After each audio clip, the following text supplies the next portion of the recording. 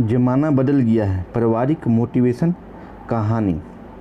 पिताजी, कई महीनों से सोच रहा हूँ कि मैं ये बात कि आपसे कैसे कहूँ, लेकिन कहूँ तो कैसे, हिम्मत नहीं जुटा पा रहा था। प्रिया का बीएड एग्ज़ाम में सिलेक्शन हो गया है। आज ही चिट्ठी आई है। अब ट्रेनिंग के लिए जाया करेगी और फिर नौकरी करेगी। कहीं राज के लिए घर पर कोई फुल टाइम मेड रखनी होगी। वैसे भी वह बड़ा हो गया है और उसके अपने कमरे की ज़रूरत है जिसे वो अपने हिसाब से बना सके। घर में इसके लिए जगह थोड़ी कम पड़ गई है, इसलिए मैं सोच रहा हूँ कि किसी नए किराए के मकान में शिफ्ट हो जाऊँ।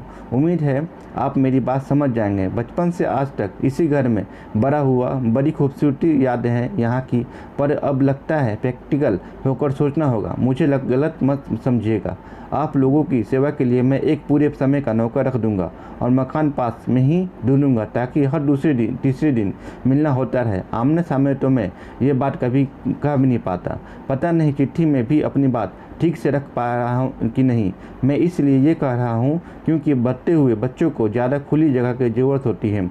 मुझे और प्रिया को भी कुछ प्राइवेसी मिल जाएगी और आप लोगों को भी अपने रिटायरमेंट के बाद कम से कम आराम से 1-2 बेडरूम अपार्टमेंट में रहने को मिल जाएगा। बजाय सिर्फ एक करे में मैं झटके से कुर्सी पर बैठ गया, सामने छोटी स्टील प्लेट हटाकर स्टील के जग से पानी पिया। रिटायरमेंट का फंक्शन 40 मिनट में शुरू होने वाला था, लेकिन मेरे बेटे ने अपनी ज़िंदगी से पहले ही रिटायर कर दिया था। 3 बार ऊपर से नीचे तक मैंने चिट्ठी पढ़ा। यकीन हो ही नहीं हुआ कि वो बेटा जो मेरी आंखों का तारा था, जिसे इतने प्यार से मैंने बड़ा किया, जिसको मैंने आज तक बुढ़ापे का सहारा माना था, वही बेटा मुझे बस एक झटके में एक चिट्ठी लेकर छोड़कर जा रहा था। बिमला कमरे के अंदर आई और बोली, देर क्यों कर रहे हो, जाते क्यों नहीं हो? मैंने कहा, जा तो विनोद रहा है, तुम्हारा बेटा घर छोड़कर जा रहा है। 40 मिनट बाद मैं अपने ऑफिस में अपने फेयरवेल फंक्शन में बैठा था। एक छोटे से स्टेज पर एक सफ़ेद मेज पोस्ट के ऊपर गेंदे फूल माला जो अभी अभी मुझे पहनाई गई थी, पानी की एक बोतल और कुछ तोहफे रखे थे और एक सर्टिफिकेट रखा था जो मुझे अभी मिलने वाला था। याद शहर सर्कल के जनरल मैनेजर हम सब के बॉस वर्मा साहब का भाषण चल रहा था, लेकिन मैंने अपने ही ख्यालों में गुम सामने बैठे 50-60 कलीम को देख रहा था। असल में मेरी आंखों के सामने कोई और ही चेहरे, लम्हे, मौसम, दिन घूम रहे थे। वो रात जब विनोद पैदा हुआ था, याद शहर के सिविल अस्पताल में, जब घर की कोई महिलाएं आ नहीं पाई थी और मैं ऑपरेशन थिएटर के बाहर बैठा समझ ही नहीं पा रहा था कि बच्चे के आने की तैयारी के लिए करना क्या क्या होता है। जल्दी छोटे छोटे ऊन के मोजे, एक छोटा कंबल, दूध की बोतल और छोटी छोटी फ्राकें, बिमला के लिए गर्म पानी। तब मुझे बेटी का इंतजार था। बिमला बेटा चाहती थी। ज़िंदगी में हमेशा उसी की तरह चली है। विनोद के लिए हमेशा अपनी हैसियत से ज़्यादा किया। खुद 5 किलोमीटर पैदल जा रहा था, पर बेटे को साइकिल दिलाई। उसकी यूनिवर्सिटी के कोर्स के लिए फिक्स डिपॉजिट तोड़ा। फुटबॉल टूर्नामेंट के लिए जब उसने नए जूते मांगे तो कभी दोबारा सवाल नहीं किया। पोता हुआ तो एक और फिक्स डिपॉजिट तोड़ा और उसके नाम कर दिया। फेयरवेल में भाषण चलते जा रहे थे, लेकिन मुझे तो कोई और ही आवाज़ें सुनाई पड़ रही थी। एलटीसी पर शिमला गए। मेरे परिवार के टूरिस्ट गेस्ट हाउस में घुसती हंसती रामलीला में सुग्रीव बने। मेरे बेटे के ढंग से स्टेज पर पैर मारना और मेरा ये सोचना है कि कहीं उसके पैर में मोच ना आ गई हो। उमाकांत जी, मुझे मेरे बगल में बैठे खान सर की आवाज़ ने यादों की नींद से उठा दिया। मेरा नाम पुकारा जा चुका था और अब हम उसके चहेते उमाकांत जी से आग्रह करते हैं कि वो खुद भी आकर 2 शब्द कहें।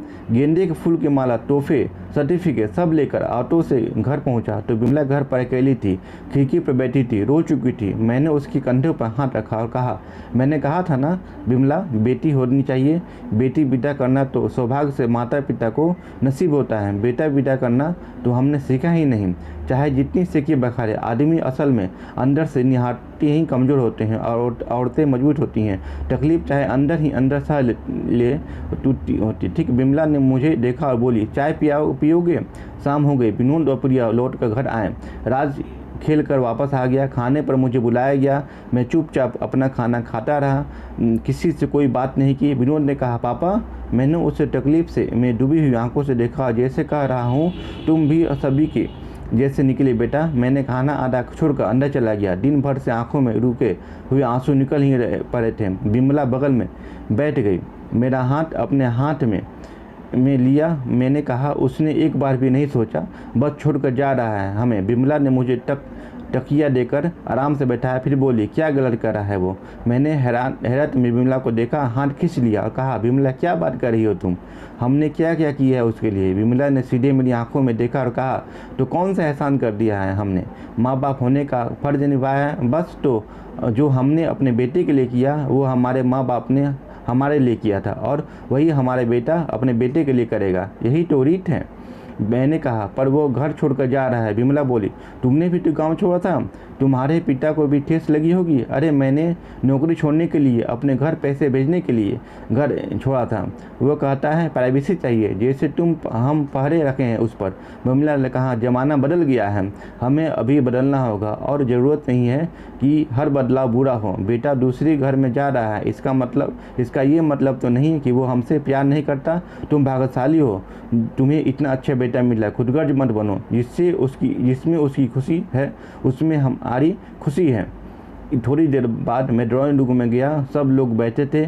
मेरे आते ही चुप हो गए। मैंने राज से कहा, राज बेटा, पोस्टमैन दादाजी को ईमेल करना सिखाओगे? स्टोरी अच्छी लगी हो तो वीडियो को लाइक और शेयर करिएगा, और चैनल को अवश्य सब्सक्राइब कर दीजिएगा। Thank you.